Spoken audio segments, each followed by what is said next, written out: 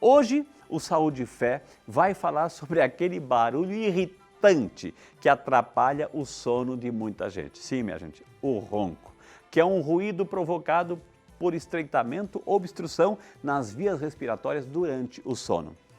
Mas cuidado, porque isso ainda pode ser sintoma da síndrome da apneia obstrutiva do sono, em que a pessoa pode parar de respirar completamente. Então, para conversar com a gente sobre esse tema, esclarecer tudo e tirar as nossas dúvidas, nós, eu e você, vamos receber ele que é médico otorrinolaringologista, nosso convidado internacional, o doutor Alejandro. Doutor Alejandro, buenos dias, bom dia! Buenos dias, né? como vai, Bem-vindo, saudade do senhor, doutor, bem-vindo, né? Obrigado. O senhor esteve aqui falando sobre desvio de septo. Isso. Foi um programaço, doutor. Foi muito bom. Então hoje, doutora, eu sei que as pessoas estão, daqui um pouquinho vão fazer o almoço, já estão se preparando. Hoje o assunto sono, ronco, né? Sono, né? O ronco. Ronco e sono. O ronco, né? e sono. Qualidade de sono vai provocar, né? É um assunto, assim, muito procurado no seu consultório, doutor? Quem mais procura, doutor? Normalmente quem mais procura, por incrível que pareça, pessoal, são as mulheres. As mulheres procuram. Porque elas reclamam do marido. Então vamos conversar um pouquinho sobre isso, doutor. Gente, o doutor Alejandro, nosso chileno-brasileiro, está aqui, né? E vai falar sobre o ronco. Doutor, a gente, nessa correria, a gente tem essa mania de dormir tarde, né, e acordar cedo, né? E nem sempre esse espaço, né? Alguns têm 4 horas de sono, 5 horas, 6 horas, raríssimas exceções daquele que pode ter um pouquinho mais. Enfim, então essa qualidade do sono vai influenciar o nosso dia enquanto estamos acordados. Então vem, poxa, não dormi direito, eu não vou trabalhar direito, fico irritado. Acontece isso, doutor? Acontece. É muito frequente a pessoa nos procurar, e vocês, telespectadores, podem estar com esse problema, de dizer assim, puxa, eu acordei e faltou vitalidade. Eu acordei e sinto como se eu tivesse corrido uma maratona ou se eu tivesse tomado uma surra. Não descansei. Não descansei, meu despertar foi ruim. E isso vai se repetindo, repetindo, repetindo. Então, o primeiro sinal que a pessoa percebe que alguma coisa vai mal no sono é o despertar de qualidade ruim. Doutor, e além disso tudo, porque a pessoa está preocupada, tem uma dívida no seguinte para pagar e não tem condições, ou tem um exame, um vestibular, uma audiência, e aquilo atrapalha e tira. Isso é a preocupação do dia a dia. Mas, além disso, também, né, tem outro fator, o ronco, né? O marido está roncando, a esposa, o filho, é o quarto vizinho que eu não consigo e vir de um lado, vir do outro, e aí? O que é esse bendito ronco, doutor? O ronco, eu explico para os pacientes assim, imagina que você pegou aquele, brincadeira de criança, você pegou aquele plástico de bala, pôs nos lábios e soprou, ele faz barulho. Então, o ronco nada mais é do que um fluxo de ar rápido numa estrutura móvel que vibra e faz o ruído. Então, quando vocês dizem, mas aquela pessoa ronca, por que ela ronca? Ela ronca porque o ar passa e a estrutura não se sustenta e ela vibra. Quem é a estrutura que faz o ronco, na maioria das vezes, é o palato mole, onde está a campainha, a úvula, ali chama toda aquela estrutura na boca mesmo. Na boca, no final, onde você vê assim, você olha a língua, olha as amígdalas e no meio a úvula ali, com o sininho, com o palato mole. Ali é a estrutura que geralmente está associada ao ronco. E que tal, então, a gente mostrar tudo isso em fotos para você entender de onde que parte e para onde que vai? Doutor, vamos mostrar, Bora? doutor? Vamos lá, vamos trabalhar, doutor Alejandro? Vamos, trabalho. Aqui, doutor. Essa é o que foto dignifica é clássica, o homem, né? Essa foto Ixi, é clássica. Essa foto, por isso que eu digo, pessoal, quem reclama do ronco quando vai no consultório, às vezes, é a mulher. Pobre da mulher. Pobre da mulher. Pobre da mulher, ela tem o sonho de casar com o príncipe, elas casam com o príncipe, mas acordam com o bendito do trator. Gostei. Ele fez até um gesto, interpretou. Né? E aí, o que ela faz? Ela reclama, cutuca, Entendi. eu falo assim, que é a síndrome da costela roxa. Costela roxa, porque é o cutuco. Cutuco. Aí o marido muda de posição, tá? Ele muda de posição e ronca menos, ou para de roncar por um tempo. Aí ele volta numa outra posição e volta a roncar. Começa de novo. Então esse ronco de posição é o que a gente chama, fala assim, é o ronco da posição supina. A pessoa deita com as costas no colchão, o palato cai e fica no meio da fase respiratória, entope e ronca. Ou seja, dormir de barriga para cima favorece? Em algumas pessoas, sim. Tá. Mas tem algumas pessoas que não. Por que que dormir com a barriga para cima favorece? Esse aqui é o palato duro, aqui a gente está a língua, né? Imaginando que eu estou vendo a cabeça de perfil. Está relaxando. Está relaxado. O palato, ele relaxa e cai aqui. Mas quando o ar entra pelo nariz, ele tem que passar por onde o palato caiu. Tá. E isso, com a velocidade que o ar passa aqui, ele vibra e faz barulho. Quando ele vira de lado, esse palato já não vai mais cair para trás. Então a via aérea abre. Mas para algumas pessoas, mesmo de lado, o ronco persiste. Entendi. Então, doutor, quer dizer que o dormir... E jantar à noite, ou comer muito, ou jantar muito tarde também? O trator aumenta? Doutor? O trator aumenta. Você está dando fogo para o trator, né?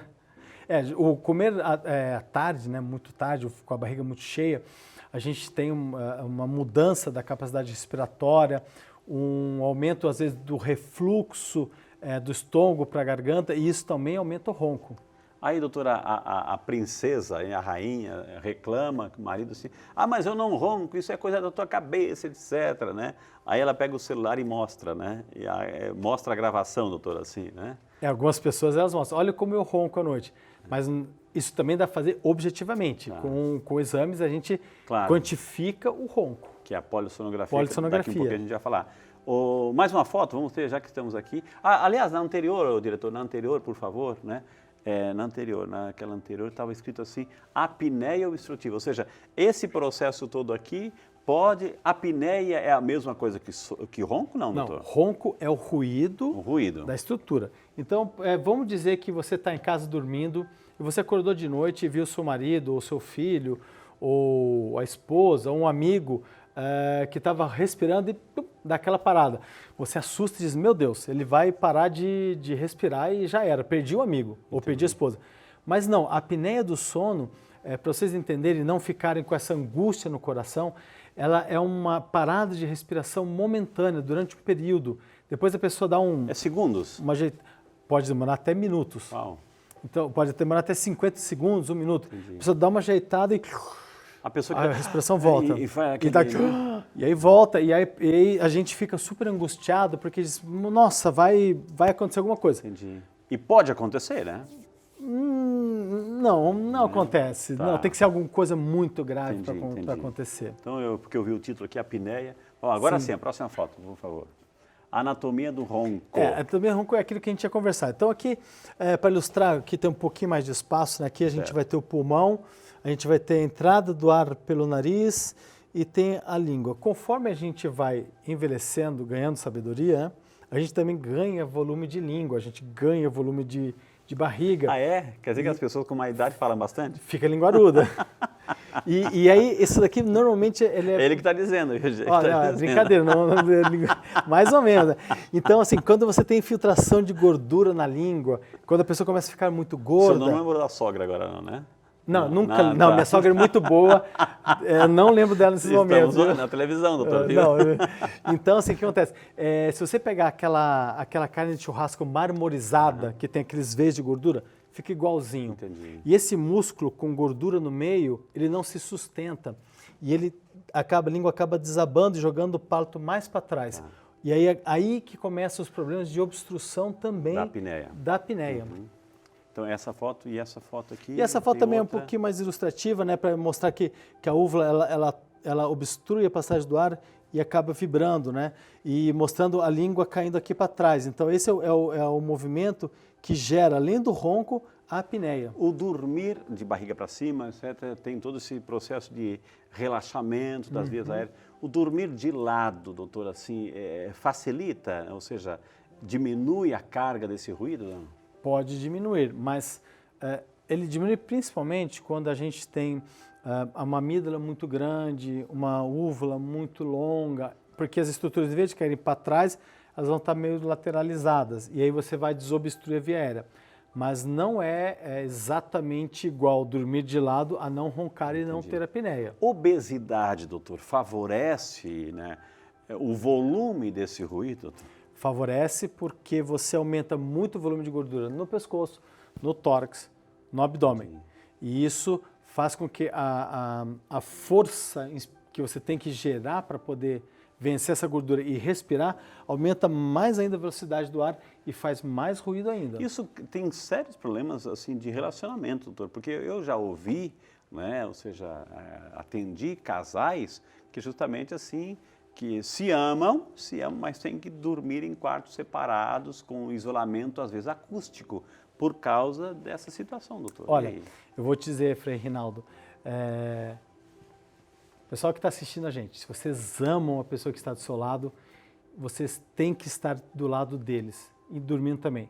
Se vocês não conseguem estar juntos durante o sono, que é um momento tão gostoso de estar com a pessoa que a gente gosta no inverno, juntinho, levem no médico, peçam para fazer o exame e vejam como resolver o problema, porque casal que não está junto não permanece junto. Ok, isso é bom recado. Se superem os problemas juntos, assim, tem solução. Daqui a pouquinho a gente vai falar dos tratamentos. Boa dica. Aqui, doutor, mais uma vez, ilustrando em detalhe maior, né, o posicionamento que a úvula, isso aqui eu peguei esse pedacinho aqui e transportei para cá. Então a úvula ela deve estar aqui numa posição de uma pessoa que não ronca, não tem apneia.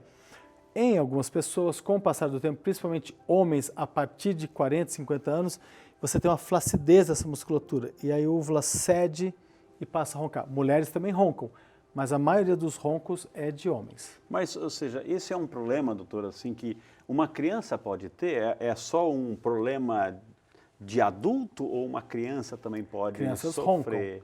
Crianças roncam, mas o mecanismo de ronco das crianças é um pouco diferente. Normalmente a criança ronca porque ela tem amígdalas muito grande, adenoide muito grande e ela tem uma obstrução da passagem do ar e aí ela ronca. Mas é um pouco diferente do mecanismo do adulto. Entendi. Existe algum tipo de alimento que, de repente, claro, eu citei antes, assim, de você jantar muito tarde, comer muito à noite, ou seja, mas a pessoa talvez nem jantou à noite ou comeu muito levezinho uma salada, mas durante o dia comeu aquele alimento A ou B, C, vai ter consequência à noite, não? Bebida alcoólica, à noite. Então, a pessoa que gosta, por exemplo, de tomar uma cerveja ou um vinho numa dose, assim, poxa, eu tomei meia taça, tem problema? Se você tiver tendência ao ronco, você vai aumentar a possibilidade do ronco. E outra coisa que também aumenta muito é o café, porque o café aumenta refluxo. Entendi. E esse refluxo é um dos agentes participantes também do ronco. O cafezinho durante o dia ou o café à noite? O café, de preferência, é tomá-lo até umas 2 da tarde. Dali para frente, o ideal é não tomar café. Olha só, né? Então, quais são os outros fatores que levam, doutor, assim? Idade, a hereditariedade também? Idade, hereditariedade, volume de língua, porque tem pessoas que, por genética, já têm uma língua volumosa. Entendi. Tamanho de amígdala, tipo de mordida da boca, se o nariz está entupido, entre outras coisas que a gente vai avaliando no... A obesidade que o senhor colocou aí também, né? Obesidade, sim, obesidade. Porque você vai criando... Muita gordura, muita resistência ao respirar. Aí tem essa dificuldade, tem esse problema na hora de você descansar, realmente não é um sono restaurador, não é um sono reparador. Não. A pessoa que ronca... Porque a pessoa que ronca sofre também, doutor. Sofre. Né? A pessoa que ronca, ela geralmente me traz algumas queixas, né? Ou que o companheiro disse que ele ronca, porque normalmente ele está dormindo, ele não acorda com o ronco, ou que ele acordou de manhã sem vitalidade, ou, por exemplo, ele vai ler um livro e dorme, Entendi. Ele vai dirigir e dorme, podendo, inclusive, gerar acidente de trânsito. Okay. Ele vai trabalhar e não tem concentração, ele tem uma irritabilidade muito alta, tudo porque a noite dele não foi uma noite reparadora. Tem muita gente que gosta, depois do almoço, a famosa siesta, né, dormir um pouquinho depois do almoço, de repente assim vai lá, e não é tão pouquinho, às vezes é meia hora, é 1 hora ou um pouco mais. Isso também leva, porque à noite, se dormiu à tarde, depois do almoço, vai perder qualidade, vai perder momentos de descanso à noite. Pode levar também um quadro de ruído desse? Não, dormir depois do almoço, dependendo do quanto foi que dormiu, da dinâmica do dia da pessoa, ele pode levar à insônia, porque o sono ele é deflagrado, vamos dizer assim, você tem um hormônio que ele vai acumulando, conforme vai passando o dia, você vai cansando. A hora que você dorme, você vai esvaziando esse hormônio. Tá. adenosina. E quando você chega à noite, você não deu tempo de encher suficiente essa quantidade de hormônio para deflagrar o sono. Então a pessoa que às vezes diz, eu tenho insônia, aí você fala, poxa, mas você dorme depois do almoço? Ou dorme à tarde? Durmo. Esse pode ser o motivo da insônia. Então às vezes dormir é muito mais fator para a insônia do que para o ronco. Agora, doutor, no caso, aquela primeira foto que a gente viu, a esposa ali, ela está com dificuldade, quer ficar junto com o esposo, etc., não quer dormir em quarto separado, por tudo aquilo que o senhor falou assim. Então, ela faz uso, né? Para ela também poder descansar, ela faz uso de alguns medicamentos que induzem o sono. Isso, ou seja, para poder estar junto, então ela usa alguns tipos de medicamentos. Isso pode também gerar, amanhã depois, ter outras consequências, doutor? O medicamento do sono, o que a gente tem que lembrar? Que ele é um agente externo, artificial, para você dormir. E não é isso o sono é algo que vem natural. Então, o que você pode fazer quando o esposo está roncando e ainda não chegou no médico? Compre um tampão de silicone, coloque o tampão no ouvido e para abafar o som e não ouvir ele roncando. Entendi. Tá? Que às vezes é melhor do que dormir em quartos separados. Se não for possível, dormir em quartos separados, mas eu não aconselharia a tomar medicação para dormir. Ok. Doutor, então o ronco é multifatorial, doutor. O problema não é só uma causa, são várias. São, doutor, né? São várias pequenas coisinhas que levam a pessoa a roncar. Entendi. Agora, o que hoje a otorrinolaringologista oferece de tratamento? O senhor falou assim que é a polissonografia. O que é isso, doutor? A polissonografia é um exame onde a gente vai ver durante o sono, por exemplo, você fala assim, mas eu não dormi bem. Por que você não dormiu bem? Porque você não chegou na profundidade máxima do sono.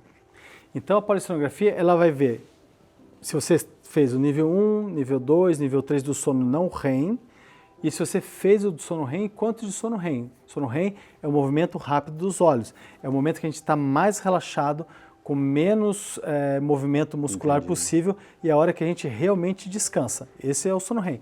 E a polissonografia vê isso, vê o quanto você respirou, se entupiu ou não entupiu sua respiração, se o músculo fez ou não fez força, se o cérebro trabalhou muito ou trabalhou pouco e qual é o ritmo do coração. Quer dizer que a polissonografia, doutor, é um local específico onde a pessoa vai dormir uma noite fora de casa, isso? Ela vai lá num local específico onde ela vai... Como é que funciona? Explica pra gente como é que eu chego num ambiente onde se faz o exame. O que eu faço lá? A polissonografia, ela tem, assim, polissonografia tipo 1, 2, 3 e 4. Dependendo do quanto de eletrodos e informações o aparelho coleta, ela vai ser tipo 1, 2, 3 ou 4. Eu chego lá, então, tem uns profissionais... Tem os profissionais, eles vão indicar, olha, você vai fazer a polissonografia tipo 1. Você vai dormir lá. Você vai dormir lá. Então, todas você tem que dormir. Tá. Você pode fazer esse exame na sua casa, ou você pode fazer esse exame no laboratório de sono, que é numa clínica ou no hospital. Específico para isso. Específico para isso. Vão te ligar um monte de eletrodos. Isso. A vantagem do hospital é que você vai estar num ambiente hospitalar, vai ter um técnico especializado para ver como está evoluindo o seu sono. Eu coleto mais informações, porque normalmente o aparelho tem mais eletrodos. Ou seja, enquanto você dorme, tem alguém acordado. Tem alguém trabalhando. Enquanto a gente está dormindo, alguém está trabalhando pela gente. Ali, né? Então, com isso, a gente consegue coletar as informações para saber como foi a qualidade do sono.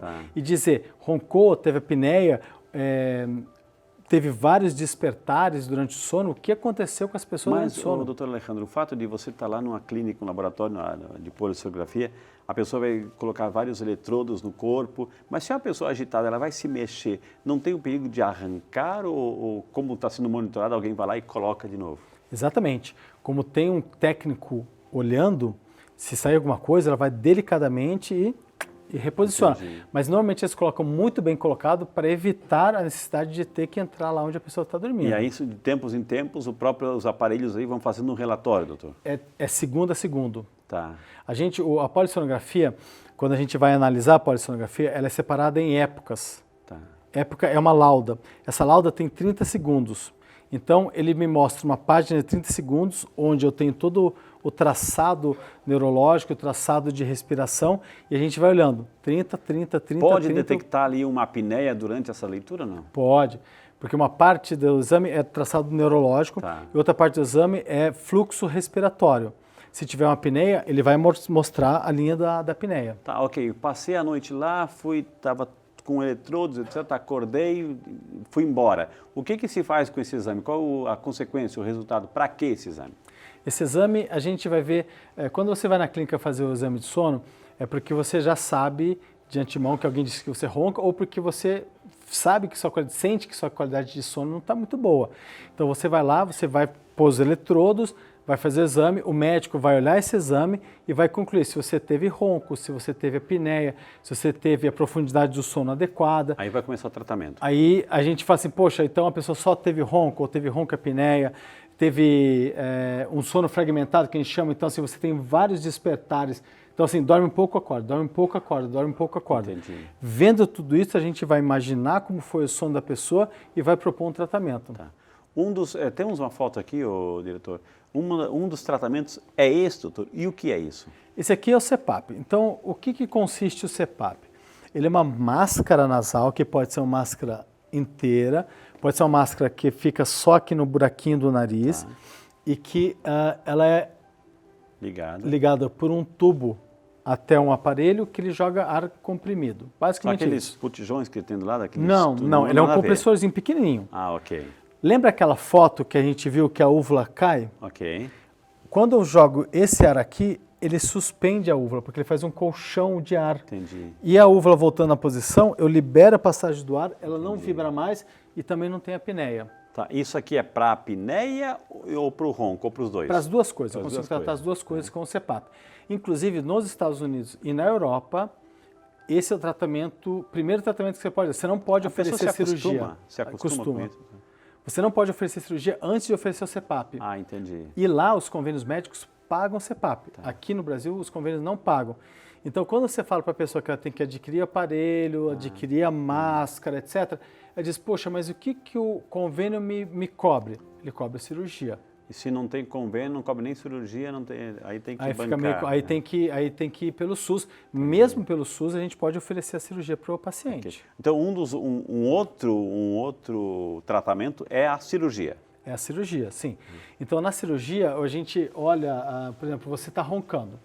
Então, você diz, tá, mas onde está o meu ronco? O seu ronco pode ser porque tem um desvio de septo e ele obstrui a respiração. Pode ser porque você tem amígdalas grandes, pode ser porque você tem uma úvula que entope a passagem do ar, ou pode ser porque a própria epiglote, que é uma tampinha da laringe, entope a laringe. Então a gente faz um exame que é uma endoscopia do nariz da faringe, com o paciente sentado na cadeira de otorrino, e vê onde está essa obstrução, junto com a informação da polissonografia, e determina na cirurgia o que nós vamos abordar. Só nariz ou nariz, palato e faringe. Doutor, algumas perguntas já começaram a chegar aqui via WhatsApp, a gente agradece de coração. Vamos lá. A nossa amiga, olha só que nome bonito, doutor. Felicidade Santos, de Caraguatatuba. Bom dia, dona Felicidade, que Deus abençoe, que jamais falte a felicidade na sua vida. Deus abençoe, viu? Fazer exercícios para dormir mais relaxado ajuda a aliviar o ronco, aproveitando a carona, exercícios físicos à noite, academia, etc., para ficar bem cansado, ajuda, doutor, a combater ou não? Felicidade, bom dia, Felicidade, boas perguntas. O que acontece? O exercício, ele ajuda a melhorar o ronco se você imaginar que ele vai tirar gordura e vai aumentar o seu músculo para sustentar a faringe. Mas se você fizer exercício à noite, para ficar cansadão à noite, talvez ele até piore, porque a gente sabe que quando a pessoa está muito cansada, ela ronca mais. Exato. Então pode ser que o exercício à noite, Felicidade, te faça roncar mais. Eu acho, depende do ritmo de vida da pessoa, que o exercício de manhã talvez seja mais adequado do que o final do dia. Muito bem. Roma Pereira, de Curitiba, no Paraná. Dona Roma, bom dia, que Deus abençoe, que bom que a senhora está conosco, né? Como podemos saber quando o ronco está se tornando o princípio de apneia do sono? Pergunta a Dona Roma. Roma, bom dia, tudo bem? É assim, o ronco, uma boa parte das vezes, eu chamo, não é a medicina que chama, mas eu chamo como problema estético da apneia. Ele é um sintoma associado à apneia. Tem pessoas que só roncam, mas tem pessoas que têm ronco e apneia. Tem duas formas, Roma, de você saber se tem junto. Primeiro, é alguma pessoa que te viu dormindo e viu que você parou de respirar durante a noite. Aí a gente sabe que a Roma tem apneia. Ou você vai no médico que vai fazer a polissonografia e na polissonografia a gente detecta que você tem a apneia, Roma. Muito bem, mais uma pergunta chegando aqui com a graça de Deus. O Bernardo Correia, de Belo Horizonte, Minas Gerais. Bom dia, Bernardo, Deus te abençoe, que bom que você está conosco, representando a cidade de Belo Horizonte conosco aqui. Minha esposa ronca muito, é o contrário, doutor, muito quando está gripada. Por quê, doutor? Bernardo, bom dia. Quando a gente está gripado, é normal roncar. Imagina assim, quando você não está gripado, seu nariz funciona bem, sua garganta funciona bem. Não roncou. Aí você ficou gripado, o nariz congestionou, ficou cheio de muco, inchado, a garganta inchou porque ficou vermelha e doída, e aí a passagem do ar fica restrita por causa do inchaço. E aí você vai roncar momentaneamente, a sua esposa vai roncar momentaneamente, Bernardo, porque você tem uma restrição da passagem do ar. Apenas por isso. Mas se mesmo sem gripe ela continuar roncando, olho que pode ser ronco-apneia e precisar do médico. E pessoal, vê agora a versão dela, né? Se o Bernardo também não ronca. Se o Bernardo não ronca, mesmo sem gripe, né? O Murilo Souza, de São Bernardo do Campo. Bom dia, Murilo. Deus te abençoe. Que bom que você está conosco, Murilo. O ronco é sinal de que a pessoa está dormindo mal, doutor? Murilo, bom dia. O ronco, na verdade, ele leva a pessoa a dormir mal. Ele não é um sinal de sono ruim. Tem pessoas que roncam e não têm tanto problema de sono. Mas, geralmente, junto com o ronco, você tem vários despertares durante a noite. Então, você não tem um sono contínuo. E essa fragmentação do sono é que leva a uma qualidade de sono ruim e um despertar ruim. Ele não é sinal, assim, o ronco é sinal disso? Não, são coisas separadas, mas juntas ao mesmo tempo. Não sei se deu para explicar doutor muito Alejandro, bem. tem muita gente que usa, que compra, adquire assim, uns aparelhinhos pequenininhos que coloca no nariz para abrir, facilitar a abertura das vias respiratórias. Isso ajuda ou não? Olha, Frei Rinaldo, de verdade, o nariz ele tem não uma presença, mas a participação no ronco é pequena. Entendi. Então, assim, claro, se a pessoa tem o nariz entupido e coloca um dilatador nasal, que chama aquele plastiquinho que cola aqui no nariz, realmente ele vai ajudar um pouco. Mas com o passar do tempo, o que a gente vê é que o ronco é uma doença progressivamente pior. Entendi. Vai chegar um momento que o dilatador talvez não ajude mais. Okay. Gente, hoje o Saúde e Fé trouxe esse assunto. Nós entramos aí na sua noite, entramos aí no seu descanso e tivemos que falar sobre o ronco, mas com muita propriedade.